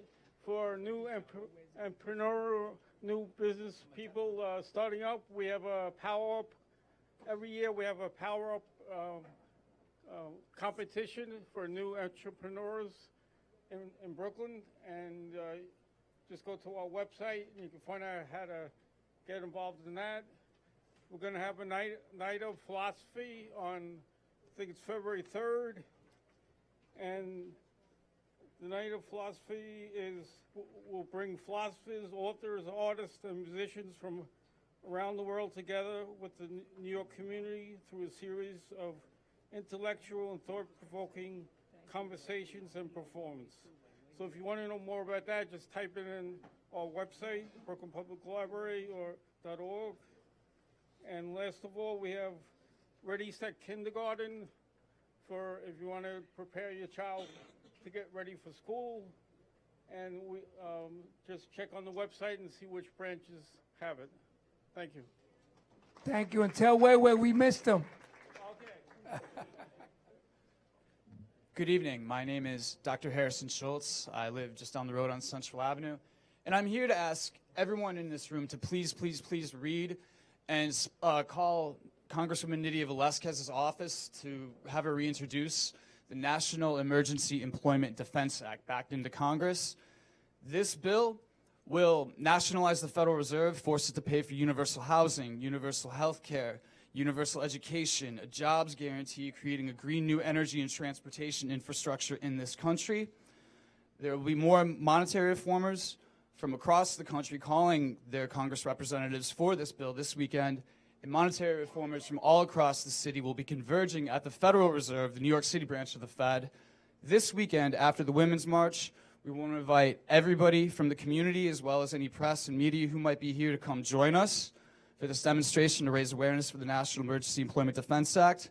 Please read this bill. Please call Congresswoman Nydia Velázquez and ask her to bail out the 99% by reintroducing this bill into Congress. She hasn't been returning my calls. Maybe she'll return one of yours. Thank you all very much. I'll be around afterwards if anyone wants flyers or more info. Thank you. Good evening. My name is Azra Sammy. I'm here on behalf of Brooklyn Cooperative Federal Credit Union and its nonprofit affiliate, Grow Brooklyn. I'm here to remind you that tax season is upon us, and Grow Brooklyn is offering free tax preparation through 11 different sites located in Brooklyn, Lower Manhattan, and Staten Island. I have some more information on eligibility on the table.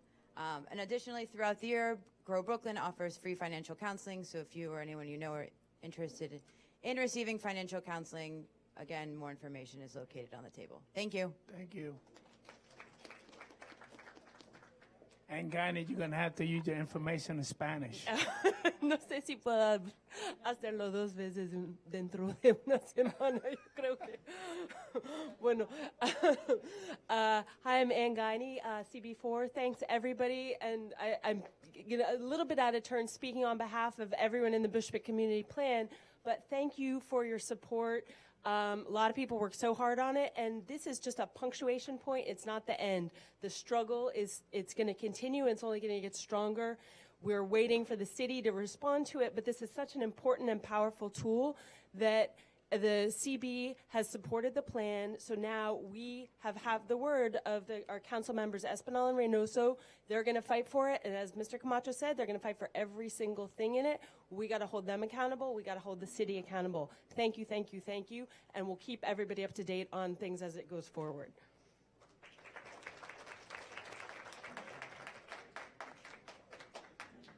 Good evening, everybody. My name is Luke Griffin. I'm from Bushwick Podcast. We're a local news program, specifically here in the Bushwick community.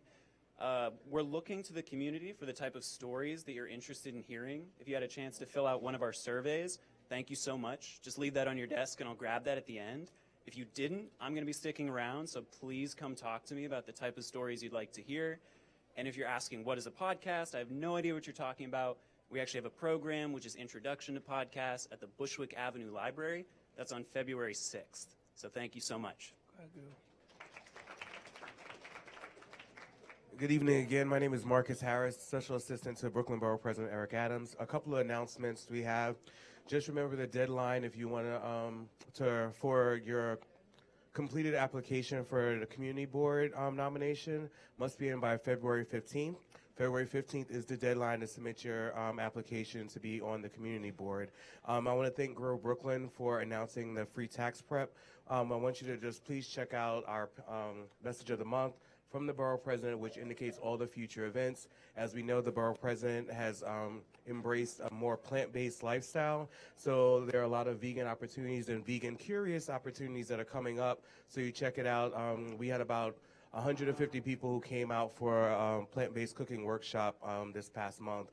And definitely is something, I'm a carnivore, I love it to death, and some of that stuff was just really good. So open your minds a little bit and just be willing to accept that there are some different opportunities out there. And the borough president is on the fast track to making sure that we are one Brooklyn. Thank you. Thank you.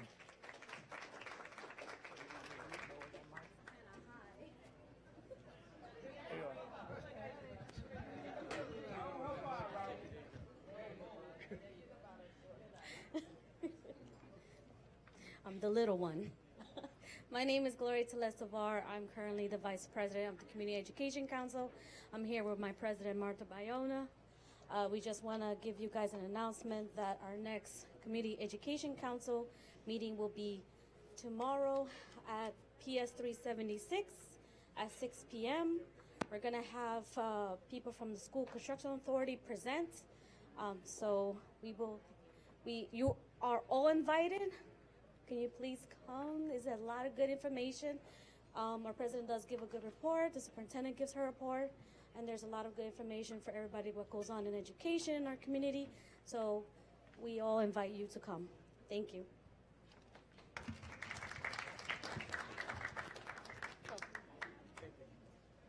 Good evening again.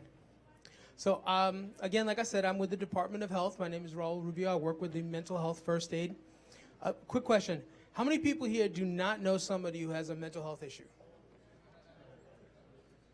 Okay. So you understand where I'm going with this. Secondly, who here can tell me where more than 2 of the mental health resources are here in Bushwick? Okay, I got one person.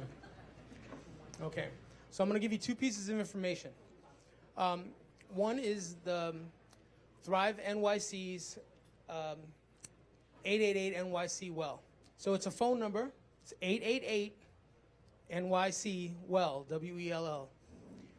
Besides being able to call this number in case you are going through some kind of a mental health emergency, you can also use this number to be able to find resources in your community for you, for someone else. If someone's too depressed to leave the house, you can use that number to call the mobile crisis team in who will come in and do an assessment. Come to the person's house with a team, work out some stuff, and try to get them a referral. Besides the phone number, you can go online and check out NYC Well. There's you can chat and you can text. So you don't even need to speak to somebody. If you're too afraid to talk to somebody about what's going on, you can just text them anonymously. The second piece of information is about the mental health first aid. I don't know if you guys know, there's a certification course that the city is paying for. That's a nationally recognized certification, same way the CPR certification works, but it's for mental health. It's provided by the National Council on Behavioral Health. It's given throughout the country, but anywhere else, it's somewhere between like $75 to $150 per person. The mayor and the first lady have taken it upon themselves to make mental health an initiative, and they're trying to train 250,000 New Yorkers by 2020. At this point, we're somewhere in the ballpark of 98,000 people trained, so we still got like somewhere in the ballpark of 150 more to go. Hello. Time? Okay. So, I have flyers in the back that look just like this next to that big pile of pens over there. On it is all the courses that we teach and my contact information. Again, the classes are free. I will come and train your book club. If you can get 25 people to come in, we'll bring the materials. Thank you, Raul. And all the stuff needed. Thank you. Have a nice night. Thank you, Raul.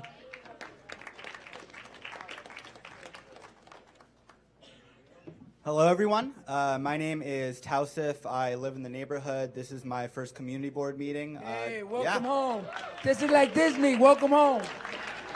Welcome back. Thank you. So I wanted to talk to you guys about a service that my organization offers. I'm with NYPIRG, that's the New York Public Interest Research Group. We are a nonpartisan public education and advocacy organization. We organize New Yorkers around issues that they care about, and we bring their voices to public policy debates in Albany and in City Hall. And tonight I want to tell you guys about our Small Claims Court Action Center. So in the city, if you've ever been ripped off by anyone, if your landlord isn't giving you back your security deposit, if you paid someone for a service and they didn't give you that service, you can actually take them to Small Claims Court. This is a court that's open to anyone. You don't need a lawyer, so you can represent yourself, but there are procedural rules that people need help with. So if you've been wronged and you need to get your money back, you can call 212-349-6460, extension 1166, and you can ask for Small Claims Court assistance, and we will help you get your money back. Thank you. Hello. Oh, hi. Good evening, Bushwick. My name is Joanna Bennett. I'm not coming here to represent any particular organization, but there are two issues in the news that are affecting me, and I wanted to pass it on to you. One is that the man in the White House is proposing legislation that would lesser fines for nursing homes. Now, while I'm asking you all to pay attention, if you have a family member, neighbor, or whatnot in a nursing home, rehab center, this behooves all of us to pay attention to what is going on. My mother was in a nursing home, and I would visit her daily, and I would see people, patients sitting there. A nurse would bring them their food. The food would sit there, whether they could feed themselves or not, then they take the tray away. We need to examine, do people have bed sores? Are they being listened to? What kind of nutrition they're getting? Sometimes we put people there and we entrust the healthcare system to take care of them, and then we walk away, and these people are suffering and they can't speak for themselves. So I'm asking everybody, to kind of pay attention to these things. Visit these nursing homes, visit our family, visit friends, see how they're doing. The other thing that is bothering me is another issue in the news. Everybody's talking about R. Kelly. And they're thinking, oh, this couldn't possibly happen to our community. Just in the newspaper, the New York Post reported a church that has been abusing a 14-year-old girl sexually right around the corner from us on Howard Avenue between Atlantic and Herkimer. We need to pay attention to what is happening to our young women and our young boys out here. Where do they go? Who do they talk to? They're afraid. People threaten their lives. I'm going to kill your family member if you say something. Or they're thinking they're with a priest or pastor in a safe place. We need to pay attention to our young people. We see changes in their behavior. Approach them. I don't have the answer, but where do they go? There's a one. If Google, it's Progressive Baptist Church, 295 Howard Avenue. You will find the complete story, and you'll see this woman's sister crying online, saying how much help she tried to get this girl, her sister, and she got no help. So the girl had been raped for like 3 years. So I'm asking you, just as a community member, please pay attention. Do what you can. We have to fight for this. Thank Not you, just our girls, Joanna. but our boys. Thank you. I gave you more than I had to, but thank you. I didn't want you to beat me up. Good evening, Community Board 5. Four. Four. Oh, whoa! I know that was one number over, but it's okay. I was right the first time around. So do you forgive me? Yes. Yes. So We forgive you. Good evening, Community Board 4. Again, my name is Julio Salazar from Congresswoman Ida Velasquez's office. And I'd like to give you guys just a brief legislative update on some of the issues, now that the Congress is in full swing. The member was proud to introduce on day one a number of packages on issues ranging from the environment, tenants' rights, and the student debt crisis.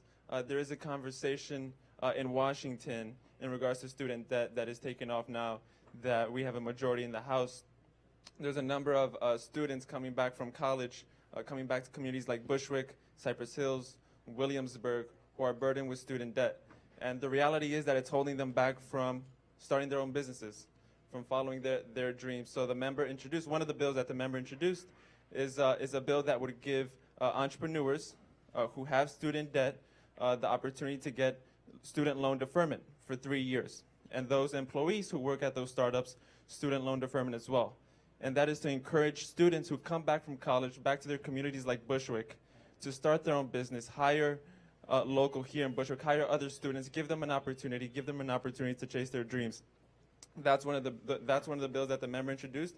She's going to continue to move forward and work with her colleagues in the House to get that passed. And there is definitely support across party lines for this because it's a real crisis. It's the student debt crisis, and it's going to hurt the economy in the long run. Secondly, we've received a lot of calls in regards to the shutdown. There are people asking us if they're still going to get their mail, if they're still going to get their Social Security checks. You will continue to get your mail. You will continue to get your Social Security checks. The reality is that there are some agencies that do not have funding, but the member, however, voted multiple times together with her colleagues, her New York colleagues, to put an end to this shutdown, which has 800,000 federal workers out of work, has people furloughed, and the reality is that those 800,000 workers have families, and that they're not shopping at their markets. Announcements, and if I'm you sorry. want to continue talking, you can come to the committee, you can make a presentation, and you can talk all day while we got, but this is just an announcement. Will do. I'll wrap up. Thank I'll you. wrap up. So we want to make sure, and the member wants to make sure that she makes her position known on this shutdown because it's affecting Bushwick and it's affecting Congressional District 7 the hardest amongst other communities. So she will continue to push for a solution on the shutdown, put our federal workers back to work. They're supposed to be in the airports. They're supposed to be helping our communities, but they're being furloughed because this administration is holding them hostage. Thank you. Thank you. I'll be giving a quick legislative update as well, Mr. Chair and Madam District Manager. Good evening again. So Albany, I just tracked down from Albany yesterday. On Monday, this past Monday, we passed a slew of election reforms, pre-registration for 16 and 17-year-olds, automatic voter registration, early voting registration. We closed something called the LLC loophole. Don't want to get into that. On Tuesday, we passed GENDA, which is the Gender Employment Non-Discrimination Act. So no longer can employers discriminate based on the sexual preference. And on Tuesday, we'll be looking to pass in our first 18 days as a Senate office, the Comprehensive Contraceptive Coverage Act, which allows over-the-counter contraceptives, about 18 forms of birth control pills and so forth. I lastly want to invite everyone, please, so that I can make this announcement brief. If you want to hear about our agenda for this year, please RSVP to the Senator's inauguration. I look forward to seeing everyone there. God bless. Have a good evening. Good evening, Bushwick. Joshua Brown, co-chair of Housing and Land Use. Bushwick, we ask you to please be vigilant. We know housing is one of our most important issues here in Bushwick. If you know any senior, if you know any homeowner, or if you know anyone who needs real estate resources, please call your district office and we can direct you to the proper resources. Deed fraud is an ongoing issue that we in Bushwick have been facing. Bed-Stuy has seen the issue a whole lot, and even this week we had a board member who knows someone personally who has been a victim of deed fraud. So please be vigilant as if you suspect someone has been frauded out of their home. Education is your most powerful tool because you need to know the steps and procedures so that we can prevent this moving forward. Thank you.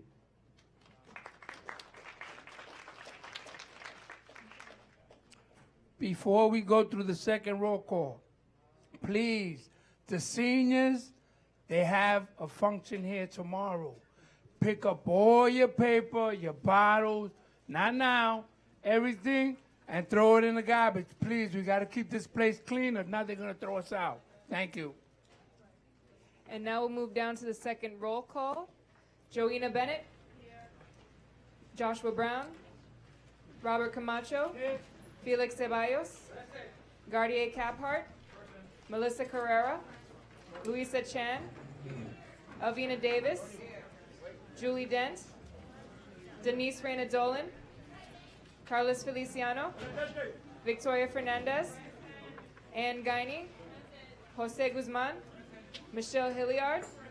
Barbara Jackson. Cheryl Jones. Virgie Jones. Kwebe Cote. Mary McClellan. Desmond Monroe. Charlene Moore. Zuma Novoa. Cirilo Nunez. Luisa Jose Olea. Raul Rubio. Barbara Smith. Dustin Sonborn is excused. Oh, is here. Annette Spellin. Jerry Valentine. James Wiseman. Motion to adjourn from the board, please. Board members? Hello. We didn't finish. A motion to adjourn, please. Chairman Wiseman, second. All in favor? Any opposed? Any abstentions? Thank you, everyone. Good night. And get home safe. Pick up after your stuff, please. Thank you.